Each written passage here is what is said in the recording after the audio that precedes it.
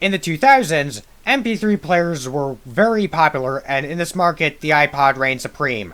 Known for things like its click wheel and whatnot, they are often in one of two form factors, either your typical MP3 player, or a mobile device similar to the iPhone but dumbed down, such as the iPod Touch. There was one exception of the iPod Shuffle. Wait! There were two exceptions. There was, of course, the iPod Shuffle, but there was also this thing.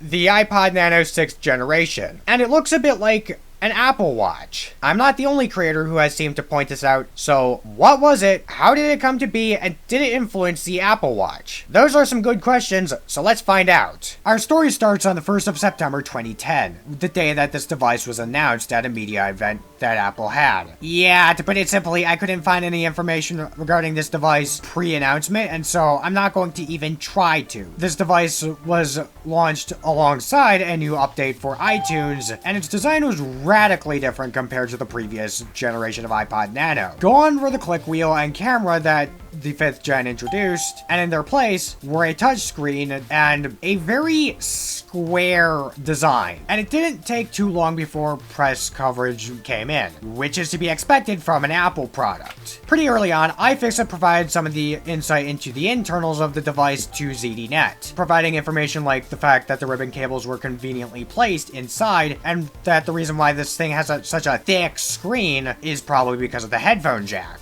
However, reviews from the press were a bit mixed and sludgy. The Register praised the device for its multi-touch interface and touchscreen, and stated that it apparently could provide a bit of a novelty device for those who weren't as easily able to get their hands on an iPhone or an iPod Touch. However, they were a bit baffled by the fact that the device could not play video. No, seriously, this iPod Nano cannot play any video. But then on the other hand, you have the viewpoint of CNET. CNET decided to go full-on arson mode with this device, stating that they preferred the 5th gen over the 6th gen and just barraged it for a lot of reasons. One of those reasons being a lack of being able to play video. They also complained that there was no video camera on this device. And I am being serious here. They literally said it was a novelty device for rich guys to go use while going to the gym. Wait a minute, isn't that all Apple devices? In 2011, an update was released for the firmware of the device that added some new features, probably one of the most prominent things being new clock faces. As a side note, the clock faces on this thing are a bit interesting, as there are some Disney-themed ones, and also a Kermit the Frog one, but as the early 2010s progressed, the device served a bit of an interesting purpose. People started using it as a watch. As such, you could often find various aftermarket watch bands for this device, and a writer at CNET later came back to the Nano and actually thought it was a really neat smartwatch. However, the 7th generation iPod Nano, which was the last iPod Nano, went back to the vertical rectangular design, and I guess you could compare this model to the Zune HD, and in 2017, the 6th generation iPod Nano was rendered obsolete by Apple. Apparently, according to Mac rumors, in the state of California, due to reasons, the support for this device could have hung on for a bit longer, apparently. Anyway, I think we should go take a look at the device now, because obviously. So, here's the device in proper glory. It's quite small and it fits in the palm of my hand. On the top here, we have 3 buttons, those being sleep/wake, volume up, and volume down. Meanwhile, on the bottom of the device, we have a headphone jack and the charging port. Our screen is approximately 2 inches large, and it is a square. We also have a clip on the rear for if you were to put this on your clothes. Turning the device on is extremely straightforward, and by default, if you're playing a song previously, it'll go straight to that now playing screen. We can select our song of choice through a variety of means, such as through the song list.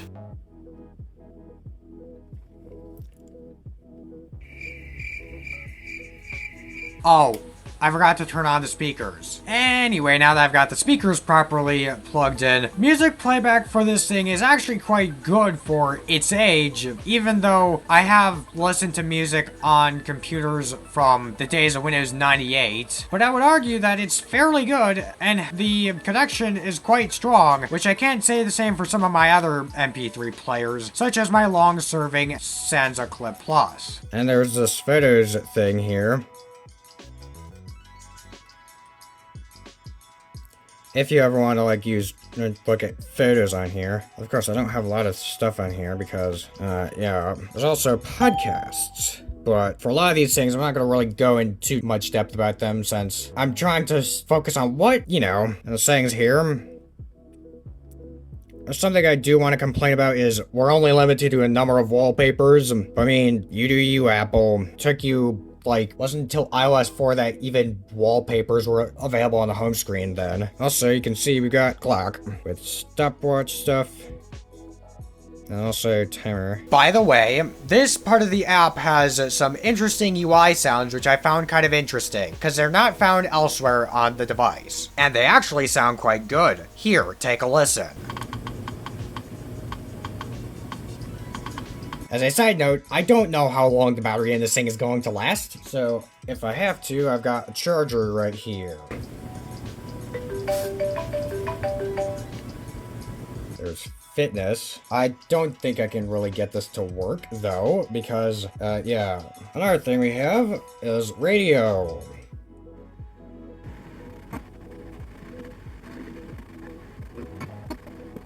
I can't remember one of the more local radio stations that I know there's one that, I can't remember what that one, there's, so we're not gonna really. Now, among the things that are here, there's other things. For example, there's a voice memos thing, but it only works on specific things. Let's see if my microphone that I use to narrate a lot of my stuff will show with the option.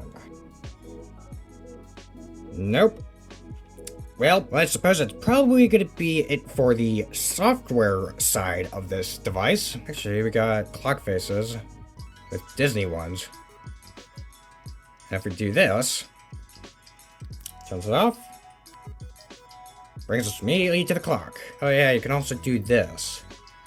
I saw this in 91 Tech's video on this device, but overall, that's about it for the software side.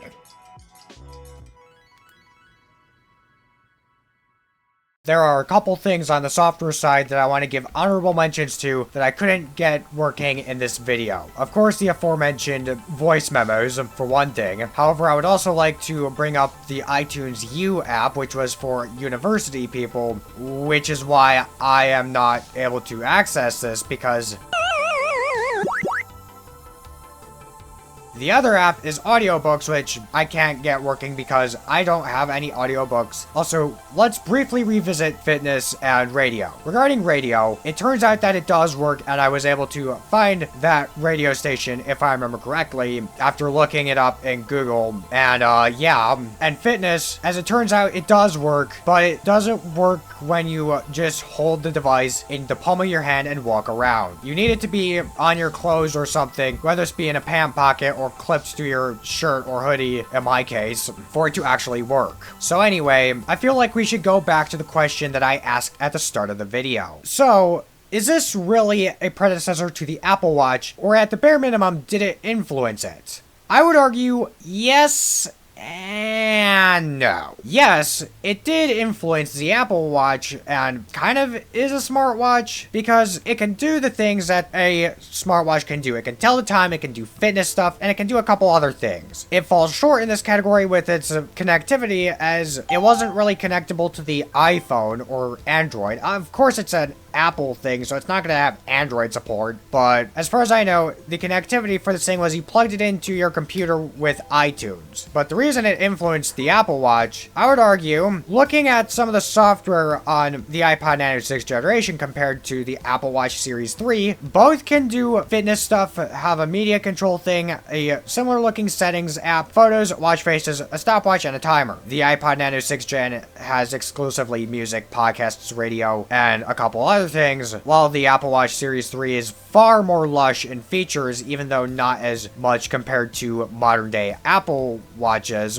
with even things as basic as alarms. Which brings me to why I don't think this was a proper predecessor to the Apple Watch. You see, when the device originally came out, it only had a couple watch faces. A couple.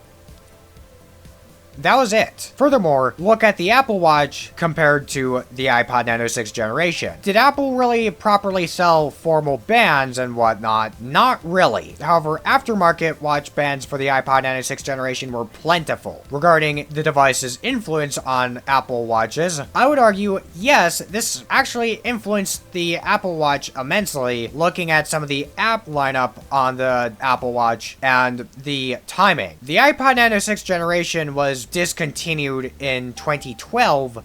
However, the first Apple Watches only popped up only years later. You could argue that this time frame gave Apple a fair bit of time to develop a watch or other wearable, and I think they actually did. I don't know, and looking at the Apple Watch Series 3 and the iPod Nano 6th generation, they are relatively similar in size, as they are the same height, but the Apple Watch is slightly skinnier, I guess, compared to the iPod Nano. The iPod Nano has more buttons and ports and whatnot, however, this can be attributed to, well, it also being needed as an iPod. The Apple Watch doesn't have some formal built-in volume control buttons, at least the one that I am looking at, and its charger is through a magnetic thing. I don't remember what it's called, while the iPod Nano's charger is a more traditional cable. But I would argue that Apple looked at the iPod Nano 6th generation, looked at its strengths and its weaknesses, and decided to morph it into a new product, which became the Apple Watch. Anyway, did you have an iPod Nano 6th generation back in the day? Did you have an iPod Nano in general, or an iPod? I actually do have another iPod. It's the iPod Nano 7th generation, which is another interesting iPod for a different reason. Is there something I could do to improve my content? I've been taking viewer input from you guys to improve my videos, and I bet you could notice that with things like the revamped graphics package and the sound effects. Is there anything else I could do to improve my content? Feel free to let me know down below in the comments, and feel free to like this video, or if you didn't like it or just hate me, dislike it. Anyway, that's basically going to be it, so have a nice day.